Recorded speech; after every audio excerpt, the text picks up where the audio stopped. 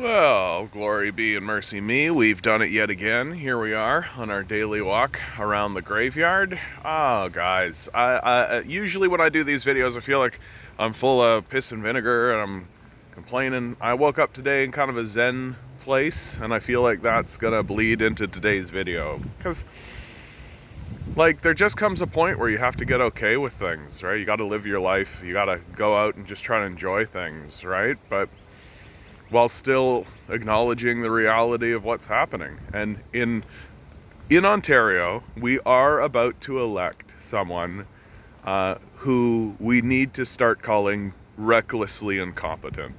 Like, he's obviously a grifter and a con man. You know, the way that like a 6-year-old tries to lie to you in order to get a cookie, right?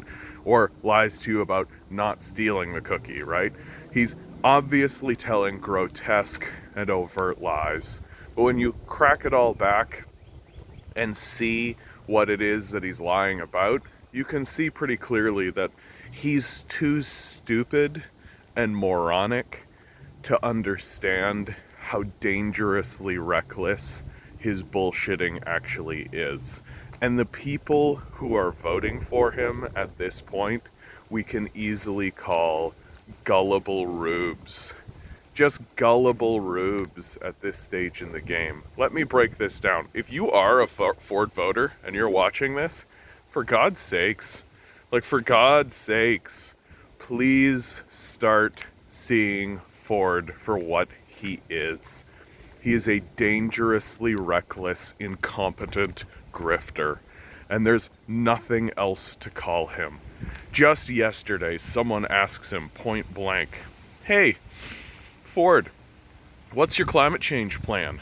And the man literally looks and says, "We're building that highway and that's gonna reduce emissions because people are gonna spend less time in gridlock." This childishly moronic salesmanship for a failed project that won't be used in 50 years because we're running out of oil, you dumb fucks. So much for the Zen. Like, forget about climate change. I know the concept of climate change is too difficult for these gullible morons, right? Like, the concept of climate change is too difficult for these idiots who are happily building a worthless highway that will be a dead project in 50 years. Forget about the concept of spewing emissions into the atmosphere so the sun captures them, raises the overall temperature of the planet, melts the polar ice caps, kills off a bunch of people. Forget about the reporting coming out of India with the massive heat waves. Forget about the reporting coming out across the entire planet, how the devastating effects of climate change are going to lead to major extinction events. Forget about facts and evidence. These people don't care about any of that. We're running out of oil. There's something very simple and easy that even gullible rubes like Ford voters can put together. We're running out of oil. Oil, not a lot. We run out of oil. Oil go away. Oil go away. Right? That's the inevitable outcome. That's the trajectory. That's where we're headed to. We've already hit peak oil. We haven't found a whole bunch more oil. We're running out of oil. Now, unless you're a gullible Ford voter, right? Anyone with a brain in their head would go, we're running out of oil. We're in a decline of oil. Perhaps we should transition away from oil.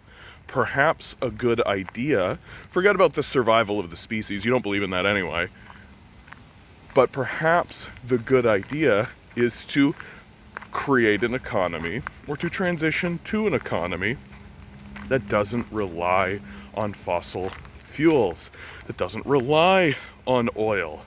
Wow, what a novel idea that the Liberals were actually doing, right? The Wynne government actually was putting in 700 climate change related programs, 700 programs to transition Ontario away from fossil fuels into a green energy, renewable energy system. Ford came in, what's the first thing he did? He eliminated all of them. because he's too stupid to realize what's happening in the society, and the people who vote for him are too stupid to realize that they're abandoning their own children.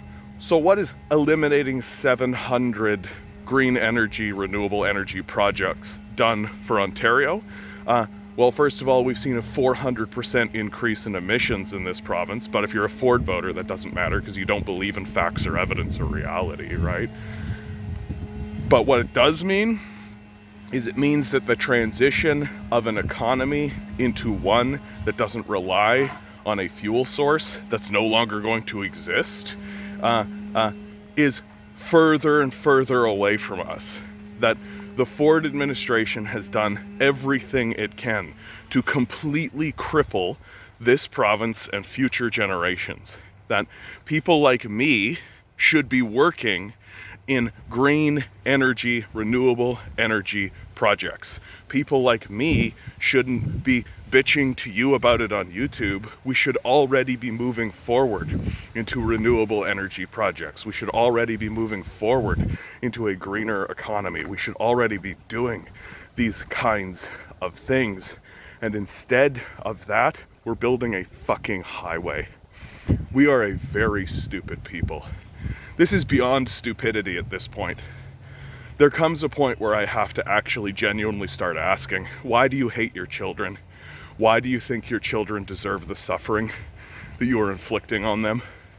This despicable group of total narcissistic losers who are walking around actually saying out loud that the solution is to get a job while they vote for somebody who actively destroys the economy and actively destroys any hope we have of actually transitioning to something that might actually have in it the seeds of economic growth, right? We're going to fall further and further and further and further behind while these gullible morons continue to vote for dangerously reckless, incompetent losers whose solutions are things like, oh, electric vehicles. Yeah, that's a real solution. Certainly doesn't take 15 times the amount of copper and huge lithium deposits in order to make these electric cars. Better double down on the car culture instead of actually admitting, yeah, maybe mass transit. Hey, Ford, how about instead of building yet another highway for the cars that aren't going to be there in 10, 20 years, how about mass transit?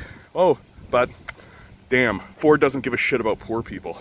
Tells the disabled to just go get jobs, right? I understand why people voted for Ford in the first place.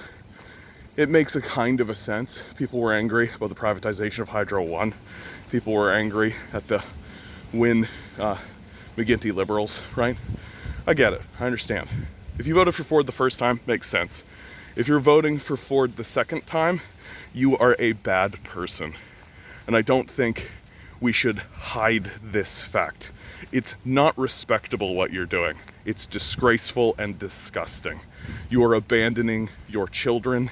It's extremely obvious that's what's happening.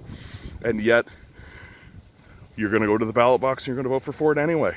The good old boy, right? You did it. Congratulations. For the rest of us, we have to surround the halls of power. We are being abandoned. There's not another word to use. The abandonment of the people of Ontario, the people of Canada, the people of North America, the people of the earth is palpable and obvious. There isn't a single political leader who gives a shit about you. There isn't a single political leader who's even attempting to give a shit about you. And there's huge segments of the society that are happily bowing their heads or virulently charging in the destruction of our society. It is time to surround the halls of power. There's nothing left to do. Always remember, guys, you are a quantum being walking around this quantum reality. These billionaires, these fucking psychos, are doing everything they can to convince you that you're less than that. So you'll just stay the good little commodity they need you to be. revolt, rebel, repent. Good luck. We're gonna need it.